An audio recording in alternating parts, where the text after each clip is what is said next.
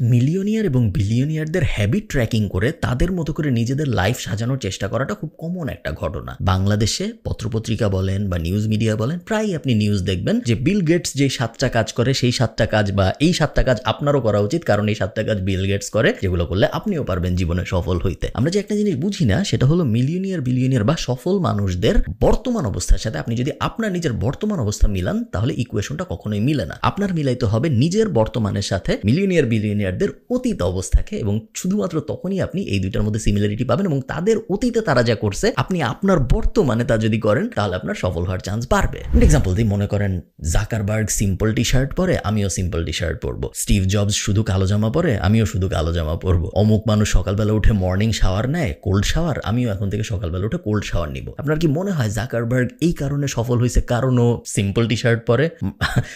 Steve jobs এই কারণে সফল হয়েছে কারণ ও কালো গেঞ্জি পরতো? বা অমুক মানুষ এই কারণে সফল হয়েছে কারণ ও সকালবেলা উঠে কোল্ড শাওয়ার নেয়? না, ওরা সফল হওয়ার পরে ওদের নিজেদের জীবনকে আরো অপটিমাইজ করার জন্য এই হ্যাকগুলো নিজেদের জীবনে ইমপ্লিমেন্ট করছে সফল হওয়ার পরে, আগে না। আপনি যদি আজকে সফল হওয়ার জন্য মনে করেন যে ও সফল, ও কালো গেঞ্জি পরে, আমি সফল হইতে চাই, আমিও কালো গেঞ্জি পরবো, তাহলে কিন্তু জিনিসটা হবে না। কারণ ব্যাপারটা এরকম না। আপনার তাদের অতীতে তারা কি করছে এটার সাথে নিজের বর্তমানকে মিলাইতে হবে। আপনার কি মনে হয় মার্ক জাকারবার্গ যখন ওই কলেজ ডর্ম রুমে ছিল, যখন ফেসবুক বানাচ্ছিল, তখন কি ও কি রঙের জামা পরবে এটা নিয়ে চিন্তা করতো না? বিল গেটস যখন ছোটবেলায় মাইক্রোসফট কোডিং করতেছিল ও কি চিন্তা করতো যে আমি ভোরবেলা উঠবো না, আমি রাতে ঘুমাইতে যাবো? সারা রাত ঘুমাইতো না, 3 দিন 4 দিন টানাও কাজকর্ম করতো। আমরা জানি, আমরা ইলন মাস্কের বায়োগ্রাফিতে পড়ছি অফিসের নিচে চেয়ারের নিচে ঘুমাইতো টানা, ইভেন এখনো ঘুমায় অনেক সময় চেয়ারের নিচে। সো আইডিয়ালাইজ যখন আমরা করি, আমরা যখন আইডিয়াল লাইফস্টাইল সাজানোর চেষ্টা করি, অনেক সময় এই সমাজ, নিউজ, পত্রপত্রিকা, মিডিয়া এগুলো আমাদের এরকম একটা ধারণা দেওয়ার চেষ্টা করে যে অমুকের বর্তমান জীবন দেখায় আপনার বর্তমান জীবনে এমন হওয়া উচিত, এরকম একটা ভাইব দেওয়ার চেষ্টা করে, যেটা একদমই সত্য না।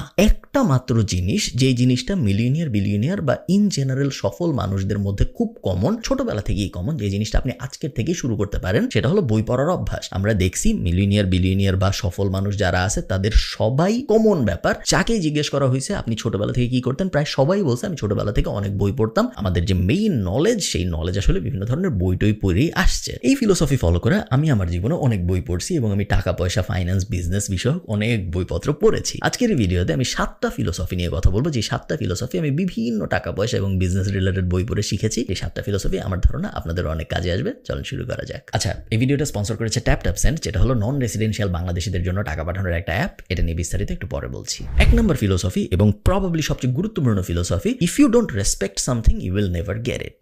অন্যভাবে বললে, you can't get what you don't respect.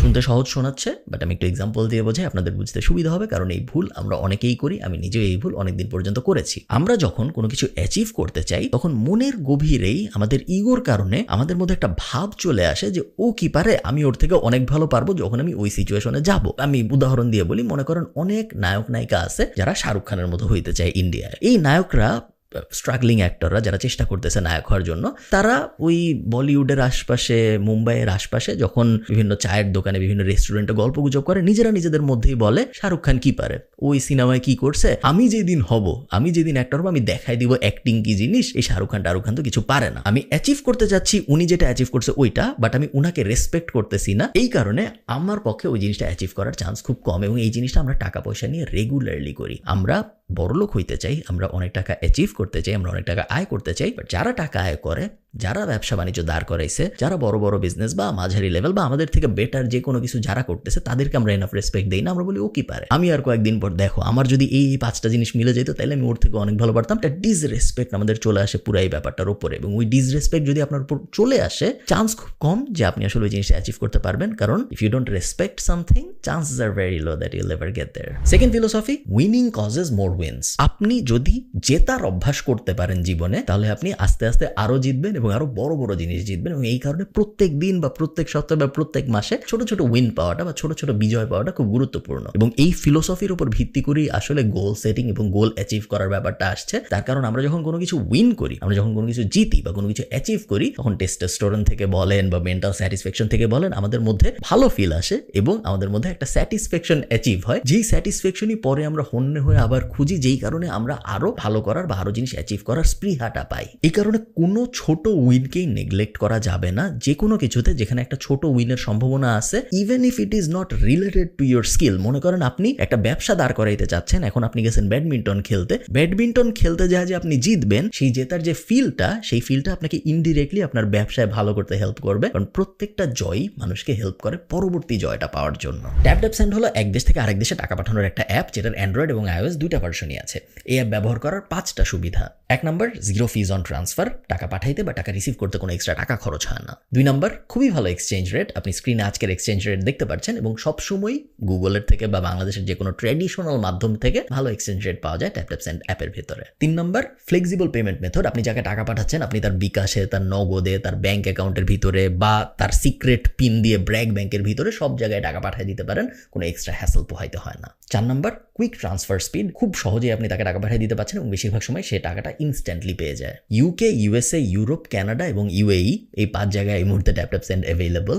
আর আপনি যদি টাকা পাঠানোর সময় কেএফ কুপনটা ইউজ করেন, তাহলে আপনি যাকে টাকা পাঠাচ্ছেন সে সবসময় 10 ক্রেডিট এক্সট্রা পাবে। সো আপনি 100 ইউরো পাঠাইলে সে 110 ইউরো পাবে, আপনি যদি 100 দিরহাম পাঠান তাহলে সে 125 দিরহাম পাবে। সব বিস্তারিত ডেসক্রিপশনে উপরে বা নিচে কোথাও দেওয়া থাকবে, আপনারা চাইলে চেক আউট করতে পারেন ট্যাপ সেন্ডকে। চলেন ভিডিওতে ফেরত যাওয়া যায়। 3rd philosophy, never be too comfortable if you don't want to decline. এটা শুডগে, আমি যদি ভুলটা করে থাকি, ফিল নাইট এরকম একটা বলেছিল, আপনি হয় গ্রো করেন অথবা আপনি মরে যান, either you grow or you die, এরকম একটা কোড ছিল, আমার এক্সাক্ট কোডটা মনে নেই, আমি শুডগের ভিডিওটাই বলছিলাম, আমার মনে আছে। আপনার সবসময় চেষ্টা করতে হবে গ্রোথের। এরকম কোনো অবস্থা আপনার জীবনে আসবে না যখন আপনি স্টলিং, আপনি জাস্ট সার্ভাইভ করতেছেন, এরকম জীবনে কখনো হয় না। জীবনে সার্ভাইভাল করা যায় না, হয় আপনার উপরে চলে যেতে হবে অথবা আপনি পড়ে যাবেন। রাস্তা কখনোই সমান থাকে না, রাস্তা প্রতিনিয়ত এমন হইতে থাকে, এবং একমাত্র উপায় জীবনে জেতার হলো কনসিস্টেন্টলি উপরে ওঠার চেষ্টা করা, কনসিস্টেন্টলি নিজের সাথেই কম্পিট করে গ্রো করার চেষ্টা করা। আপনার যদি মাথায় এরকম আসে, এখন তো আমি মাসে 60,000 টাকা আয় করি, বা এখন তো আমি মাসে 2 লাখ 3 লাখ 5 লাখ হোয়াটএভার অ্যামাউন্ট আমি আয় করি, আমার তো আর দরকার নেই, আমি এভাবে চলতে থাকি, একসময় আমি রিটায়ার করবো, তারপর আমি মরে যাবো। কিছুদিনের মধ্যে আপনি দেখবেন আপনার আস্তে আস্তে ডাউনফল হওয়া শুরু হবে, আপনি বুঝবেনও না কোন দিক থেকে ঝামেলা আসা শুরু হবে, আপনি বুঝবেনও না কোন দিক থেকে বিপদ আসা শুরু হবে। ওই 50,000 পার মান্থ বা 2 লাখ টাকা পার মান্থ আস্তে আস্তে কমা শুরু করবে। আপনি হঠাৎ করে রিয়ালাইজ করবেন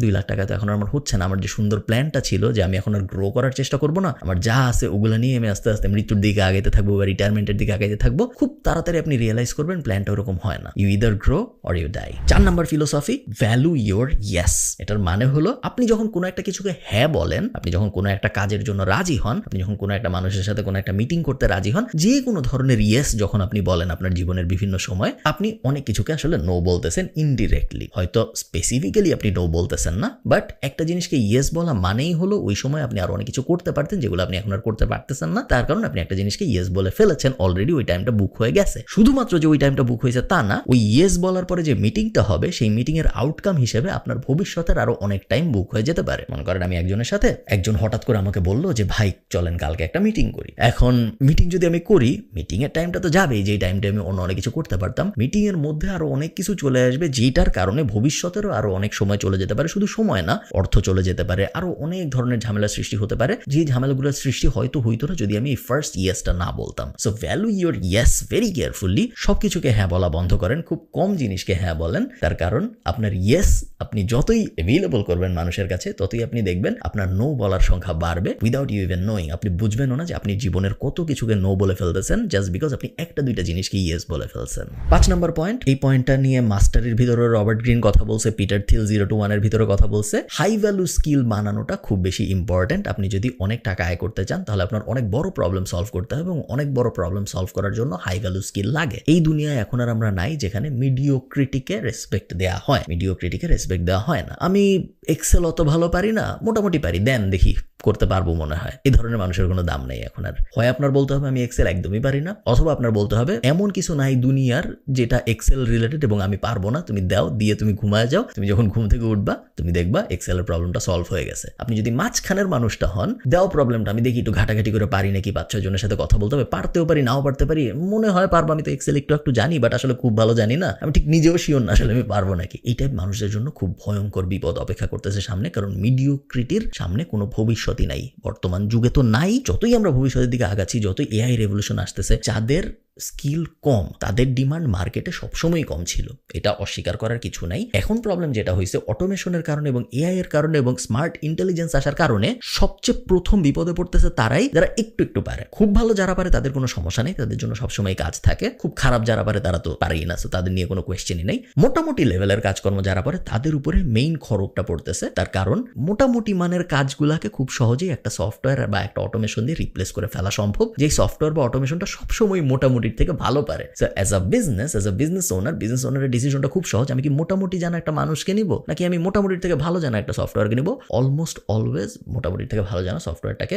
বিজনেসম্যানটা নেয় এবং এই মোটামুটি জানা মানুষটার মার্কেট থেকে সরে যেতে হয়। 6 নম্বর লেসন, ওয়ার্কিং হার্ড এবং ওয়ার্কিং স্মার্ট দুইটাই এক্সট্রিমলি ইম্পর্টেন্ট। একটার সাবস্টিটিউট না, একটা দিয়ে আরেকটা থেকে বাঁচা যায় না, দুইটাই অনেক বেশি করতে হয় এবং শুধুমাত্র দুইটাই যারা অনেক করে তারাই জীবনে ভালো করতে পারে। শুধু ওয়ার্ক হার্ড করে যে কিছু হয় না, এটা আমরা জানি। হার্ড ওয়ার্ক একজন রিক্সাওয়ালা আমার আপনার থেকে অনেক বেশি করে। এই যে আমি ভিডিও বানাচ্ছি, এমন কোনো হার্ড ওয়ার্ক না। যদি আমি কম্পেয়ার করি এটাকে 8 ঘন্টা রিক্সা চালানোর সাথে, বেশিরভাগ মানুষই বলবে ওইটা অনেক বেশি কঠিন হার্ড ওয়ার্ক কম্পেয়ার টু এই ভিডিও বানানো বা ইভেন আমাদের এজেন্সি চালানো বলেন, এমন কোনো হার্ড ওয়ার্ক না যদি আমি রিক্সা চালানোর সাথে কম্পেয়ার করি। স্মার্ট ওয়ার্ক যদি শুধু হইতো, শুধু স্মার্ট ওয়ার্ক করতেছি আমি, বাট হার্ড ওয়ার্ক করি না। আমি দিনে 1 ঘন্টা এজেন্সি চালাই বা আমি বছরে 5টা ভিডিও বানাই। যেই স্কিলেই আপনি বসান, শুধু স্মার্ট ওয়ার্ক দিয়েও কিন্তু খুব বেশি আগানো যায় না। একমাত্র তারাই ভালো করতে পারে যারা অনেক হার্ড ওয়ার্ক করে, একই সাথে অনেক স্মার্ট ওয়ার্ক করে। একটা আর একটা সাবস্টিটিউট না। অনেক স্মার্ট হবো এবং কম কাজ করব, অথবা অনেক কাজ করব কিন্তু আমার অত স্মার্ট হওয়া লাগবে না, এভাবে হবে না। দুটোই আমাদের উপরের দিকে নিতে হবে যদি আমরা জীবনে অনেক ভালো করতে চাই। 7 নাম্বার, এবং আমার মতে খুব এই জিনিসটা নিয়ে আমি কখনো আগে ভাবি নাই এবং আমি কখনো এই অ্যাঙ্গেলে জিনিসটা চিন্তা করিনি দেখে আমি কখনো বুঝতে পারিনি যে এই জিনিসটা এভাবে ভাবা সম্ভব। 7 নম্বর ভ্যালুটা হলো don't take advice from exceptional stories. তার কারণ এক্সেপশনাল স্টোরি যখন আমরা দেখি, ওই এক্সেপশনাল স্টোরিতে লাক অনেক বড় একটা ফ্যাক্টর প্লে করে এবং ওই সেম লাকি আপনিও হবেন এই চান্স খুব কম। উদাহরণ দিই আবারও আমরা, আপনি ঠিক করলেন আপনি এভারেস্টে উঠবেন। এখন এভারেস্টে ওঠার জন্য তো আপনার ইন্সপিরেশন দরকার, তাই না? মোটিভেশন দরকার। আপনি মোটিভেশন নেওয়ার জন্য ঘাটাঘাটি শুরু করলেন, কারা এভারেস্টে উঠছে একটু দেখি আমি। এবং এই দেখতে দেখতে আপনি একটা ইউটিউব ভিডিও পাইলেন যেখানে আপনি দেখলেন একজনের পা নাই, সে হুইল চেয়ারে করে এভারেস্টে উঠছে। আসল গল্প না এটা, আমি বানায় বলতেছি আপনাদের বোঝানোর জন্য। এটা দেখে আপনার মনে হইলো যে ও তো হুইল চেয়ারে করে এভারেস্টে উঠতে পারছে, আমি আর তো 2 পা আছে, আমি পারবোই। এটা খুব ভুল একটা ধারণা। এই অ্যাঙ্গেলে চিন্তা করাটা খুব বড় ধরনের একটা ভুল, কারণ এটা একটা এক্সেপশনাল কেস। এক্সেপশনাল কেস যখন সাকসেসফুল হয় তখন ওইটার মধ্যে লাক অনেক বড় একটা ফ্যাক্টর প্লে করে এবং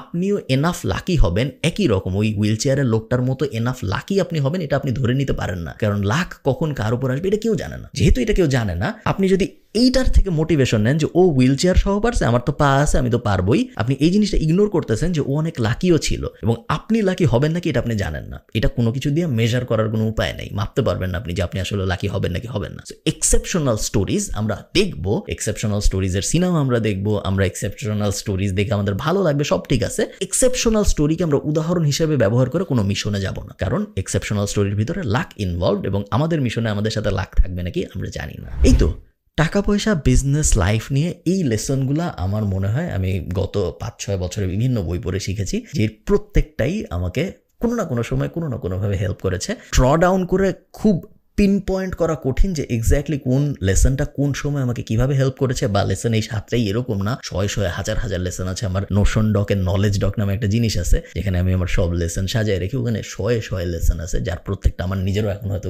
মনে নেই, বাট এই 7টা আমার খুব স্পেশাল লেগেছে এবং এই 7টা এই জন্য আমি আপনাদের সাথে শেয়ার করলাম। ভালো থাকেন সবাই, সবার সাথে আমার দেখা হবে পরের ভিডিওতে। টাটা।